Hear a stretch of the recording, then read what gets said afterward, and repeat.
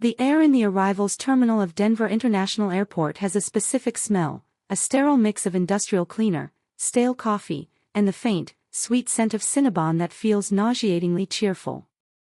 For me, fresh off a 5-hour flight from Rochester, Minnesota, each scent was an assault. Every flickering fluorescent light overhead felt like a tiny dagger stabbing behind my right eye, a phantom echo of the pressure they'd worked so hard to relieve just 3 days earlier. I was leaning against a cold pillar in the baggage claim area, the hard stone a poor substitute for the support I actually needed. My phone felt heavy in my hand, heavier than it had any right to be. On the screen, the family group chat, innocuously named Family First, was illuminated with a cold, blue light. My message, sent hours ago, looked pathetic and small. Flight lands at 1 p.m., can someone pick me up?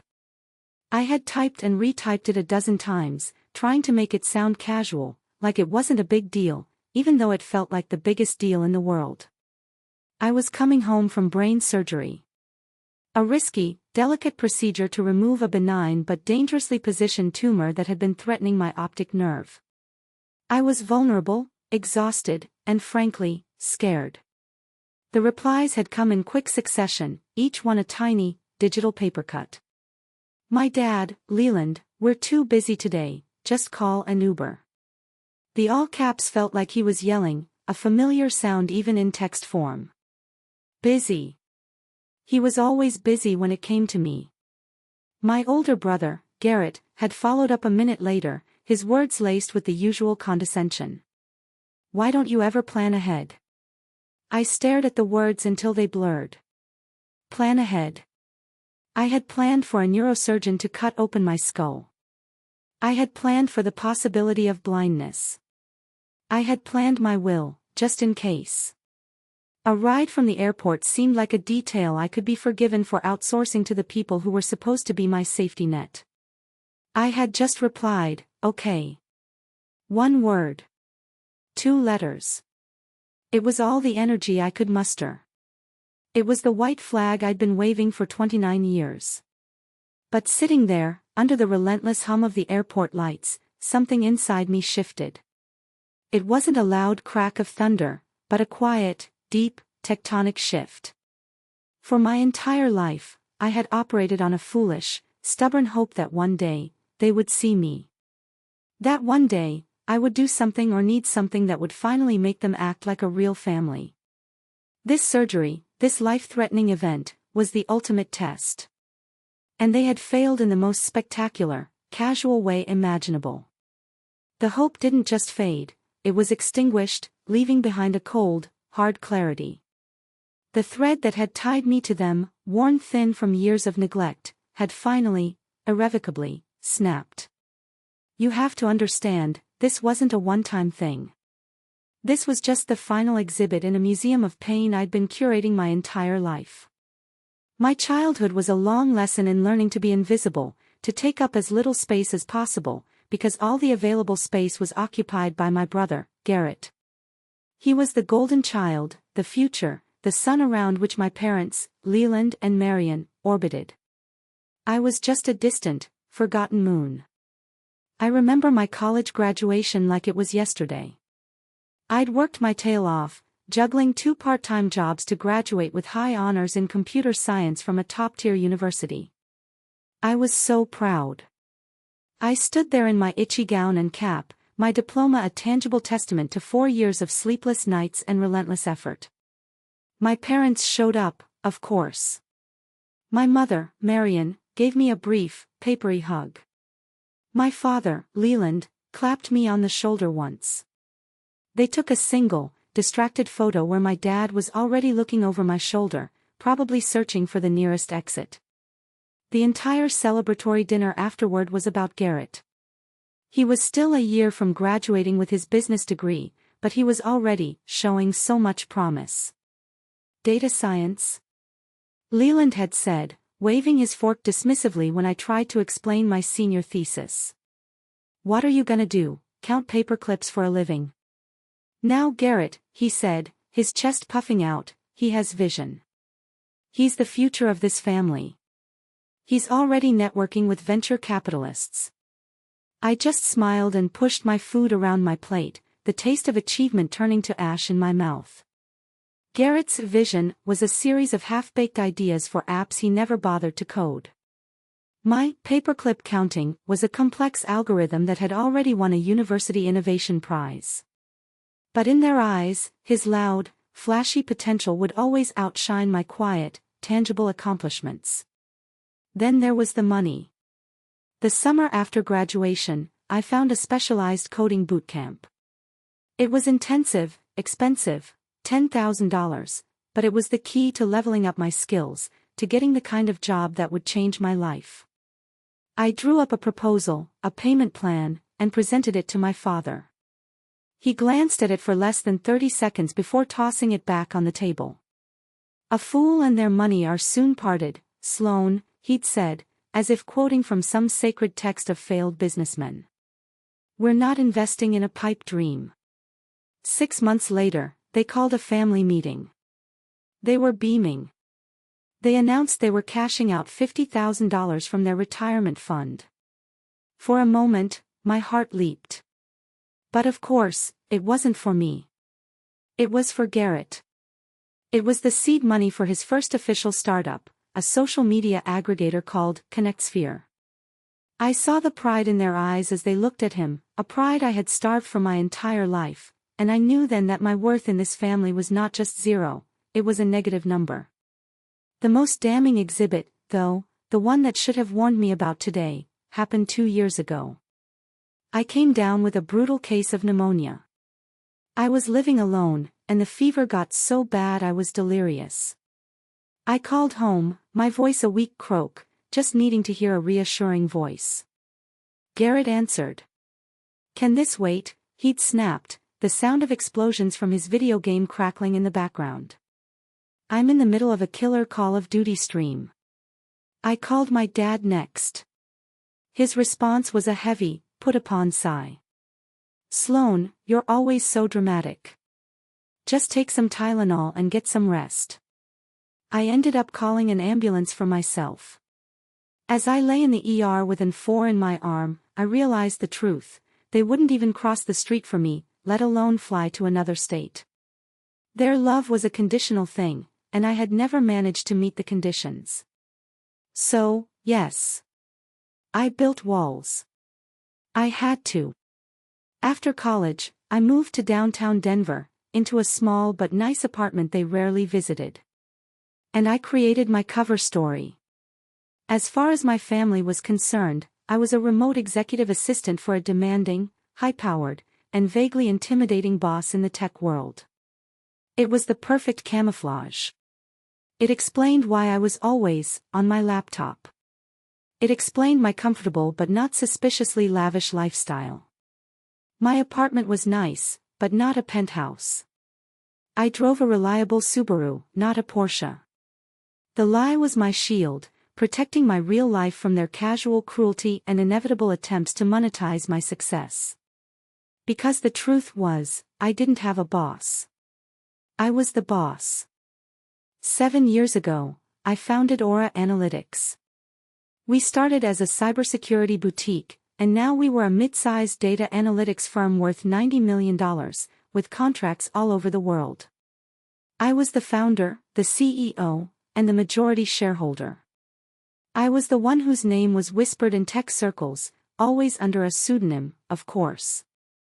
I was a ghost, and I liked it that way. Back in the cold, humming airport, I felt that ghost rising up in me. A plan wasn't forming in my mind, it was materializing, as if it had been there all along, waiting for this exact moment of betrayal. I thought about a call I'd had with my aunt, Elspeth, Leland's sister and the only sane person in my family. She was horrified when she heard about the surgery and had called to check on me. "Honey, how are you paying for all this?" she'd asked, her voice filled with genuine concern. "Your father mentioned it was some experimental thing." My lie had been smooth, practiced. "Oh, my boss is incredible, Aunt Elspeth. He's covering all the out-of-pocket expenses as a performance bonus. He said he couldn't afford to lose me." It was the perfect lie, because it was almost the truth. I couldn't afford to lose me. And my company, my real family, had paid the $750,000 bill without blinking. The lie I told my aunt was the key. And I was about to use it. I scrolled through the contacts on my phone, my thumb swiping past the generic listings for Denver cabs, and the icons for Uber and Lyft. It would be so easy to just call a car, to disappear into the quiet anonymity of the city, to go back to my empty apartment and lick my wounds in private. It was what I had always done. It was what they expected me to do. Be quiet. Be convenient. Don't make a fuss. But the woman who had walked into that operating room 3 days ago was not the same woman sitting in this airport terminal. That woman still had a sliver of hope. This woman had a gaping wound where that hope used to be, and it was beginning to fill with something cold and hard and clear. My thumb stopped on a name. Alistair Vance. Calling Alistair felt like a violation of a sacred rule. For 7 years, I had kept my two worlds hermetically sealed from one another. My work life, where I was respected, valued, and in command, was my sanctuary. My family life was a toxic swamp I waded through out of a misguided sense of duty. Mixing them felt like inviting a viper into the Garden of Eden. Alistair wasn't just an investor or a board member. He was my mentor. I met him when I was a senior in college. I had entered a university hackathon, a solo participant against teams of 10. My project was the seed of what would become Aura Analytics. I didn't win first place, that went to a flashy team with a slick presentation, but Alistair was a guest judge. After the ceremony, he sought me out. While my own father was at home watching football, this titan of the tech industry sat with me for 2 hours, grilling me on my code, his eyes alight with a terrifying, exhilarating intelligence. He saw it. He saw me. He became my first investor, my guide through the shark-infested waters of Silicon Valley, and the closest thing to a father I had ever known. He knew about my family, of course, but only in the abstract. I'd always painted them as traditional or a little old-fashioned. He didn't know the depth of their neglect. He didn't know they thought I was an admin assistant. A wave of icy fury, so pure and potent it almost took my breath away, washed over me. They don't deserve my protection anymore. They didn't deserve to be shielded from the consequences of their own actions. They didn't deserve my secrecy. My thumb, no longer hesitating, pressed the call button. He answered on the second ring. Sloan. I was just thinking about you. How was the flight? Are you feeling all right? His immediate, unconditional concern was a stark contrast to the cold dismissal from my own family. It almost broke me. But I held my voice steady, keeping it professional, a habit born of years in the boardroom. Alistair. My apologies for the intrusion. I'm well, thank you. There's been a change of plans regarding my transport from DIA. There was a pause on his end. He was sharp, he could read the subtext in anything. A change of plans, he repeated slowly. Let me guess. The welcoming committee got held up. You could say that, I said, a bitter smile touching my lips. Don't be ridiculous, Sloan, he said, his voice shifting from warm to commanding. You shouldn't be alone right now. Send me your location. I'm 20 minutes away. Alistair, you don't have to. I'm not asking, he cut in, the finality in his tone leaving no room for argument. I'm on my way. As I hung up, a profound sense of calm settled over me. This wasn't a petty act of revenge. This was a realignment of the universe. It was a consequence, set in motion not by me, but by them. I opened the family group chat and sent one final, simple message. Don't worry about the ride. I've got it handled. 20 minutes later, a vehicle that could only be described as a blade of polished obsidian glided to the curb in front of the arrival's door where I was waiting. It was a Maybach S-Class, a car so understated in its luxury that it screamed wealth far louder than any flashy Ferrari. It was a car for people who owned the companies that bought Ferraris for their top salesmen. A driver in a simple, dark suit emerged and opened the rear door. Alistair Vance stepped out. He was in his mid-60s, with a full head of silver hair and eyes that seemed to see everything.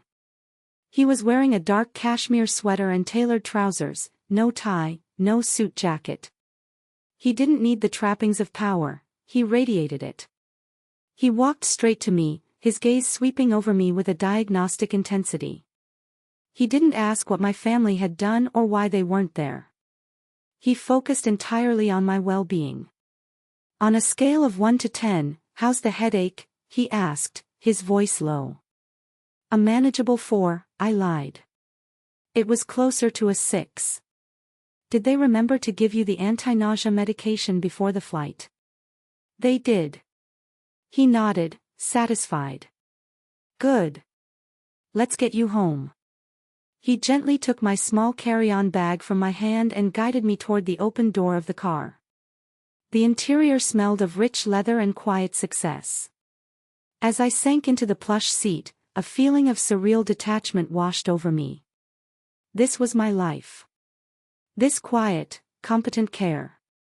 This was the world I had built. The other world, the one with the loud, dismissive family, felt like a bad dream. The drive was quiet at first. Then, Alistair broke the silence. The preliminary reports from the Kestrel acquisition came in this morning, he said, his tone shifting to business. Their security protocols are even sloppier than we thought. You were right to push for a lower valuation. We spent the next 15 minutes discussing a multi-million-dollar corporate acquisition. We talked about encryption, data integrity, and personnel restructuring. In this car, with this man, I wasn't a needy little sister or a disappointing daughter. I was a CEO. A partner. An equal. He was reminding me, without saying a word, of who I really was. As we neared my apartment building, my phone, which I had powered back on, buzzed on the seat beside me. It was a text from my mother, Marion. Glad you got it handled, honey. We were just so swamped today. Let us know when you're home safe. Love you. The casual, self-absolving nature of the text, the breezy love you, tacked on at the end like a get-out-of-jail-free card, was so infuriating it was almost comical. I stared at the message, the words blurring. Swamped. They were swamped. I had a hole in my head, and they were swamped. I didn't reply. I just turned the phone over, placing its screen down on the supple leather. The conversation was over. They just didn't know it yet. Hey everyone, thanks so much for listening so far. If you're enjoying the story, please take a second to hit that like button and subscribe to the channel if you haven't already. And for fun, let me know what city you're listening from in the comments below. Every single comment helps the story reach more people, and I appreciate it more than you know. Alright, let's get back to it. As the Maybach turned onto the tree-lined street of my apartment building, a familiar, ugly sight came into view. Parked haphazardly by the main entrance, taking up 2 spaces, was my father's aging Ford Explorer. Standing beside it were the 3 architects of my morning's misery, Leland, Marion, and Garrett. They looked exactly as I expected them to. My father, Leland, had his arms crossed, tapping his foot with an air of profound impatience. My mother, Marion, was wringing her hands, her face a mask of nervous anxiety. And my brother, Garrett, was leaning against the car, scrolling through his phone, looking utterly bored. It was obvious what had happened. Guilt, or perhaps just the fear of looking bad, had finally set in. They had decided to show up late, to put on a performance of a loving family welcoming me home. A grand, empty gesture designed to make themselves feel better. The Maybach slowed to a silent, perfect stop directly in front of them. For a moment, they just stared, their expressions a mixture of confusion and surprise. This was not the Uber they were expecting. My driver got out and opened my door. As I stepped onto the pavement, I could feel their eyes on me. I kept my face neutral, my movements slow and deliberate. Then Garrett saw the car properly. A slow, greasy smirk spread across his face. He pushed himself off the Explorer and nudged my father. "Well, well," he said, his voice loud enough to carry across the 10 feet of pavement separating us. It dripped with a slimy, insinuating tone. "Looks like our little Sloane found herself a sugar daddy to pay for her problems." Leland chuckled, a low, rumbling sound of approval. The insult, so cheap and predictable, barely registered. I was too focused on the other door of the Maybach, which was now opening. Alistair Vance emerged. The effect was instantaneous and glorious. Garrett's smirk didn't just fade, it shattered. His jaw went slack, his face draining of all color until it was the shade of spoiled milk. He looked like he'd been struck by lightning. His phone slipped from his numb fingers and clattered onto the asphalt. He recognized Alistair immediately. Of course he did. Garrett had been borderline obsessed with Alistair for the last year. Alistair was a legend in the venture capital world, the kingmaker Garrett had been desperately, and unsuccessfully, trying to get a meeting with. To Garrett, Alistair Vance wasn't just a man, he was a god. And he had just stepped out of a car with the little sister Garrett had dismissed as a dramatic, incompetent burden. "And Mr. Vance?" Garrett stammered, his voice a pathetic squeak. What are you doing here?" My father, Leland, still hadn't processed the scene. His world was small, and Alistair Vance wasn't in it. All he saw was some strange, well-dressed older man with his daughter. He defaulted to his usual setting, blustering indignation. "Sloane, who is this man?" he barked, striding forward. "What is all this?" Before I could say a word, Alistair took a step forward, placing himself slightly in front of me.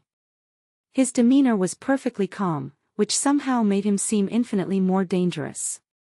"I'm Alistair Vance," he said, his voice quiet but carrying an immense weight. He looked directly at my father, then let his gaze drift to my mother and finally settle on my shell-shocked brother. "I was just ensuring the CEO of my most promising portfolio company got home safely." He paused, letting the words hang in the air like poison gas. CEO. Portfolio company. The words landed like physical blows.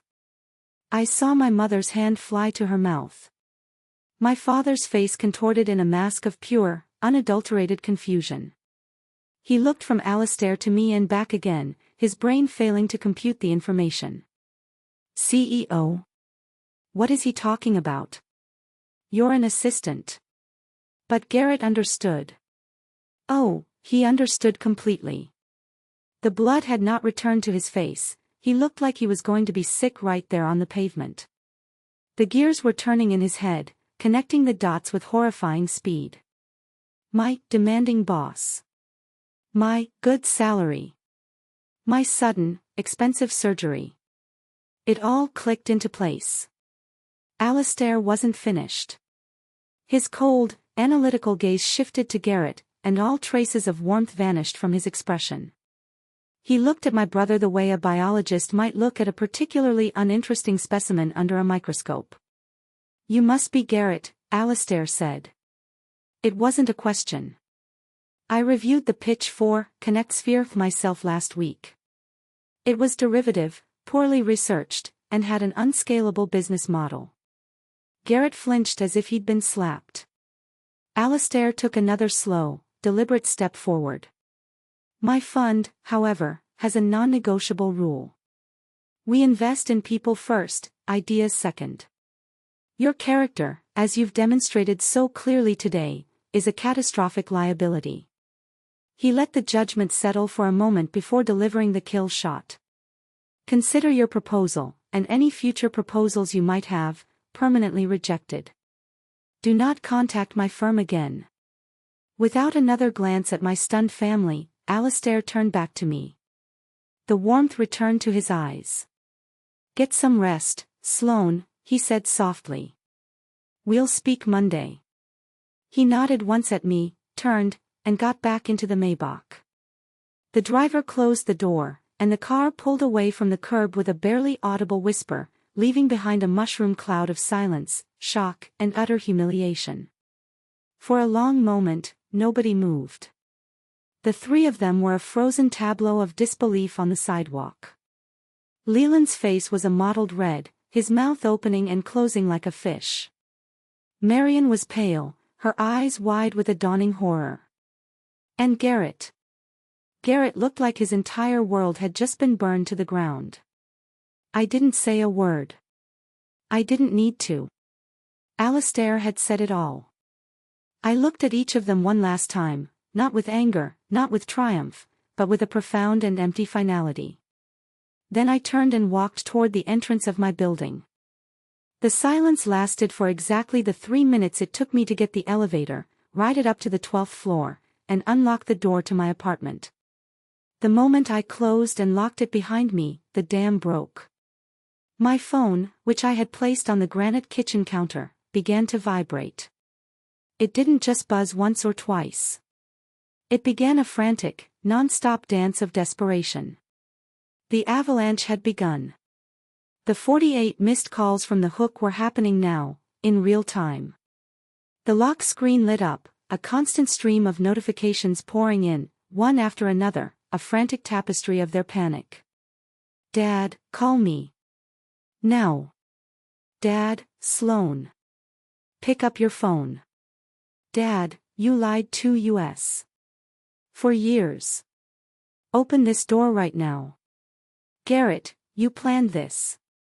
You set me up. Garrett, you manipulative *TCH. You did this to ruin my one shot.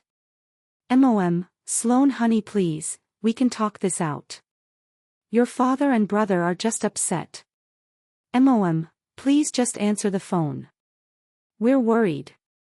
Dad, CEO. Is this some kind of sick joke? Where did you get the money for this apartment? Garrett, I hate you. Do you hear me? I hate you. My one chance and you destroyed it. For what? Because we didn't give you a ride? Dad, I am your father. You will show me some respect. Call me. I didn't touch the phone. I calmly walked to the kitchen, filled my kettle with water, and selected a chamomile tea bag. I watched the phone buzz and skitter across the counter, the screen flashing with their rage and confusion and pathetic, self-serving apologies. It was like watching a storm from behind a thick pane of glass. I could see the lightning and hear the faint rumble of thunder, but I was safe. I was untouchable. For the first time in my life, I was completely and totally out of their reach. And it felt like breathing for the first time. After an hour, the storm began to subside. The frantic calls slowed to a trickle, replaced by long, rambling text messages filled with accusations, justifications, and demands. My father demanded to see my company's financial records. My mother begged me to think of the family. My brother sent a string of incoherent, hate-filled insults. I let the tea steep until it was a deep amber. I drank it slowly, letting the warmth spread through me. When the cup was empty, I rinsed it, placed it in the dishwasher, and walked back to the phone. It was quiet now. I picked it up, my hand steady. I opened the family group chat for the very last time. Their desperate messages filled the screen. I ignored them all. I didn't type a word of explanation. I didn't offer an apology or a justification. An explanation was a courtesy, and they had exhausted all of theirs with me. Instead, I attached a single file. It was a PDF document I had saved to my phone that morning. The official, itemized bill from the Mayo Clinic. I made sure the header, with my name and the details of the procedure, craniotomy for tumor resection, was clearly visible. At the very bottom of the long list of charges, the grand total was circled in digital red. $750,000. And beside it, a large, green, beautiful digital stamp, paid in full. I sent the file. Then, my fingers hovered over the keyboard. I thought back to the text Garrett had sent me that morning, the one that had started it all. The one that dripped with such casual, dismissive scorn for my incompetence. Why don't you ever plan ahead? Beneath the $500,000 receipt, I typed my reply. 2 words. I did. I hit send. Then, without a moment's hesitation, I left the group chat. I went to my contacts and blocked Leland. Then Marion. Then Garrett. 3 taps. 3 severed connections. It was as clean and precise as a surgeon's cut. The story ends there, in the quiet of my apartment, with the Denver skyline beginning to light up outside my window. I had removed a life-threatening tumor from my brain, and in the process, I'd finally found the courage to remove the toxic, malignant growth that had been attached to my life for 29 years. I know I made the right decision for my sanity and my future. But it cost me my entire family. So, Reddit. Am I the asshole? Thank you so much for listening to my story. If you made it this far, you're a legend.